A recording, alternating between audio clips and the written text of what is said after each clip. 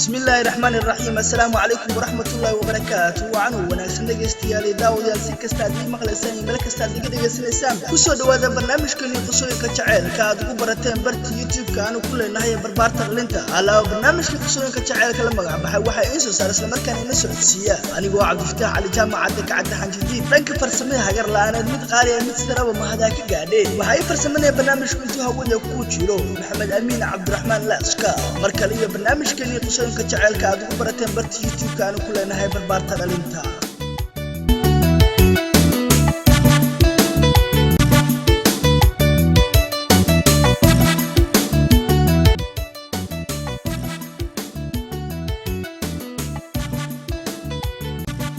قصة جعل أو دبه أو دحمر تقول لو مجاعة عو يجبر لو مجاعة مريم وجبر سديد يتبان سنة جرأة وحين الدجنت هاي مجالة مشو جارهان دجمة خدن وحين وح كبرتها يسول كهوي حمر من أيام مالها كم ذا وحي جعلها تقول لو مجاعة عول أو يسوي حافظ أهايان يدور مالهم ولباس سرباب وش كان جرتي أرمها قصة جعل كا مريم وحي ده مريم وحي هذا وفهم دونا عول لكن سوى سن أوين إنه سن عول soconin waxa la yiraahdo jaceylka Maryan ayaa go'aan ku qaadatay inay u sheegato jaceylkeeda Cawl isla markiiba waxa ay garaacday teleefanka Cawl ayaana ka qabtay teleefanka Maryan iyo Cawl way sheekaysteen oo waxay ka sheekaysteen xaaladda iyo akhbaaraad kala gooni ah markii sheekadu macaanaatay oo si fiican loo sheekaysanayay isla qoslayo oo la soo gaaray guntii gabagabadii ayay Maryan waxay Cawl ku tiri waxaan ka rabaa inaan ku sheego arrin qaas ah ee Cawl guriga ma igu maan kartaa Cawl ayaa ugu jawaabay waan ku imaanaya abayo laakiin meeqa saac ayaan ku imaanaya Maryan ayaa waxa ay ku tiri waxaad ii imaataa marka laga soo baxo salaada cisho kadib Cawl ayaa ugu jawaabay okay abayo Maryan aad ayay u faraxday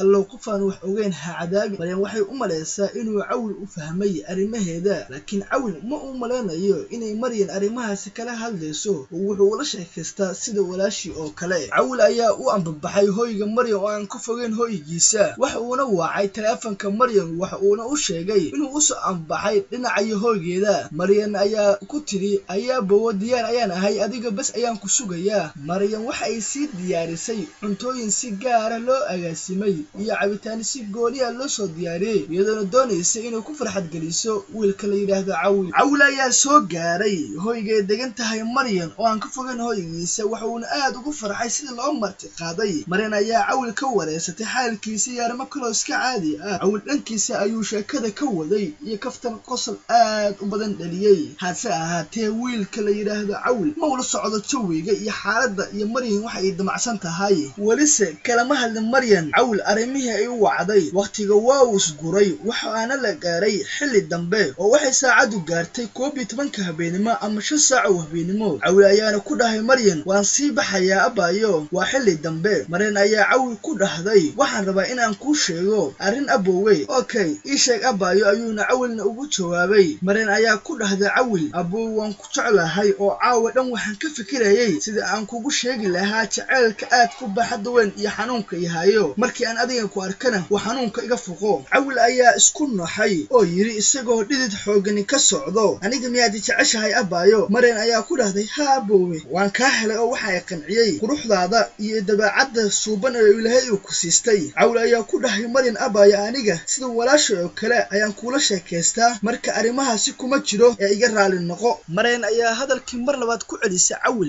waxa uu ku yiri Cawl maya abayo aniga walaasha oo kale ayaa tahay arimahaasna kuma jiro Maryan oo ilmeynaysa ayaa ugu jawaabtay sida tan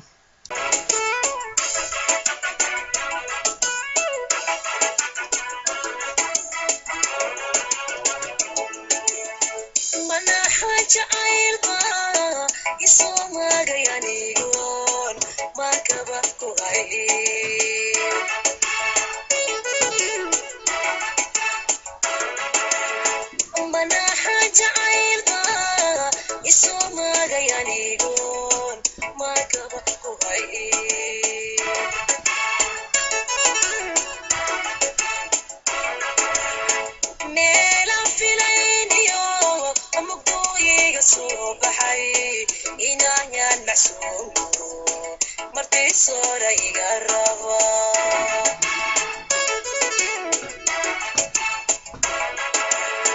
meela filayniyo muqooyiga soo baxay inaan macsuum martii soora iga raba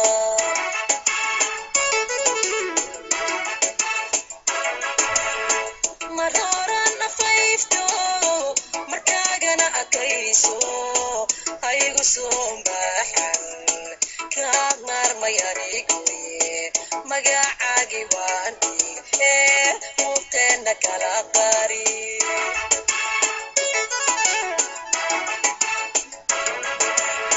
marhoran afayfto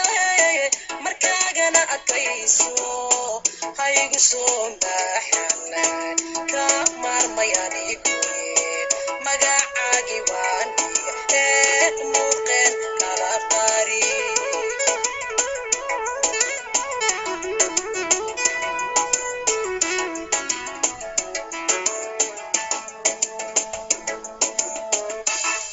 intaas ayaan ku soo gabagabaynaa dhagaystayaal qisadii xanuunka badneed ee la magac baxday jaceylkii ku koobnaa naftayda oo keliya barnaamijku waxaa ina socodsiinaya isla markaana idiin soo saaray anigoo cabdifitaax cali jaamac cadda xafdiin barnaamijka inta hawada ku jiray waxaa ii farsameynaya mahad qaali mid sarabaa ka gaadhay maxamed amiin laaska intaa dib ugu kulmi doona barnaamijka noocan oo kaleeta sidaas nabadgelyo wasalaamu calaykum waraxmatullaahi wabarakaatuh